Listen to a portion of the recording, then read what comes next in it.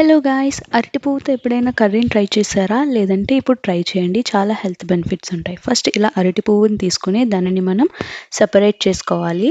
ఇలా సెపరేట్ చేసుకున్న తర్వాత నేను చూపించిన ఈ 2 పార్ట్స్‌ని తీసేసి మిగిలిన వాటన్నింటిని మనం మిక్సీలో కచ్చాబచ్చాగా గ్రైండ్ చేసుకొని 5-6 టైమ్స్ వరకు వాష్ చేసుకోవాలి. ఇలా వాష్ చేసుకున్న వాటన్నింటిని మనం ఒక గిన్నెలో వాటర్ తీసుకొని ఉడికించుకొని 50% to 90% కుక్ అయిన తర్వాత సాల్ట్ కూడా యాడ్ చేసుకొని స్టవ్ ఆఫ్ చేసి మనం వాటిలో వడపోసుకొని పక్కన పెట్టుకోవాలి. ఇప్పుడు ఒక ప్యాన్ తీసుకొని అందులో 2 టీ స్పూన్స్ ఆయిల్ వేసి శనగపప్పు 2 టీ స్పూన్స్, మినపప్పు 1 టీ స్పూన్, జీలకర్ర, ఆవాలు, కొద్దిగా ఇంగువ, పచ్చిమిర్చి, కరివేపాకు, ఎండుమిర్చి వేసి ఫ్రై చేసుకొని మనం ఉడికించుకున్న ఈ అరటి పువ్వుని ఇందులో వేసి సరిపడా ఉప్పు, పసుపు, కొద్దిగా చింతపండు, అలానే బెల్లం కూడా యాడ్ చేసుకొని వాటర్ అంతా పోయే వరకు కుక్ చేసుకుంటే హెల్దీ అరటి పువ్వు కర్రీ రెడీ. ఇలాంటి హెల్దీ రెసిపీస్ కోసం ఛానల్ని సబ్స్క్రైబ్ చేసుకోండి.